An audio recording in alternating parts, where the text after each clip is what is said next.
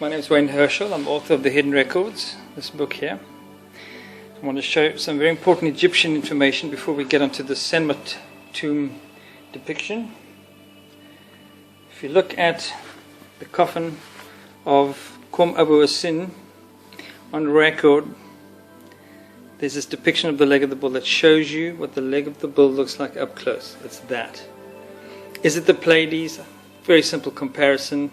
Very large star and two to the side. Okay, we've got that. Follow the hoof, and those are the two with black dots. It's almost emphasizing the importance of following the leg as a cosmic pointer, just like you follow Orion. You can use either Orion or the leg of the Pleiades in Taurus to locate the sun star, which is somewhere down here in space.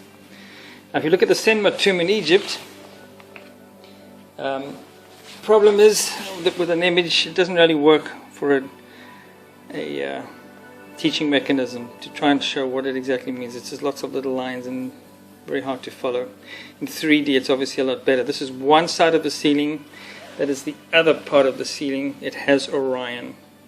And I think that's quite an amazing thing, is Orion is part of the story, aligning right across to the same sun-like star.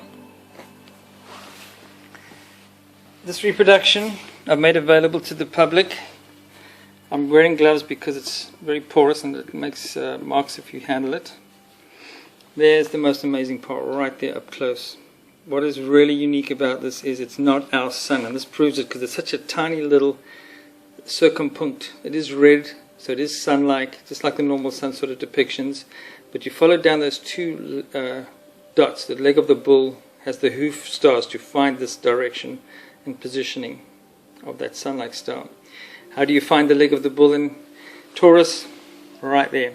Horus as Orion. He has his typical Orion sort of shape, the belt, but he's holding the rod not to spear, because it's very awkward above his shoulder like that. He is pointing. He's showing the way to follow, to find the leg constellation. Horus as Orion. Follow the leg constellation. This is the finer detail to get. Following those two to get the position of the sun. Astronomically all correct. Seshat or Sekut, or whatever the name, I think it's Sekut, the goddess with our sun, Scorpio symbol above it. Because if you're in the area of Taurus and looking towards our sun, it's quite amazing. Our sun fits with the Scorpio constellation. So that's their view, looking into our solar system when you're in this area, that solar system. What we have on the ground, all the gods are present. This is the only tomb that has all the gods of ancient Egypt present. All of them, all shown in very unique, different ways. I think it's something that I won't go into, but some are more worthy than others.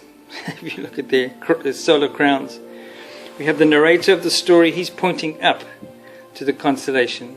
And there's this beam of light down to the earth. That's the big breakthrough today that I'm going to talk about. And what is this symbol, this beam of light coming from the Ra star? But he is pointing up to the sky. This is very much like in the Prometheus movie. You see a man pointing to an ancient star map of the stars in the sky. This is what inspired them, no doubt. He is in Egypt, Sphinx, crocodiles, hippo goddess for childbirth. It's a human genesis goddess. She has the knife because she's responsible for cutting this leg loose that sits behind the head of the bull. As far as constellations go, the leg is severed. It's not part of the shape of the bull. It's a loose little leg constellation of the Pleiades. What is the big breakthrough? Well, it's quite amazing. It is being released at the time of Christmas. You ever thought the origin of the Christmas tree? This is over 4,500 years old. Okay? What we have is a conical beam of light and a sun star on top of it.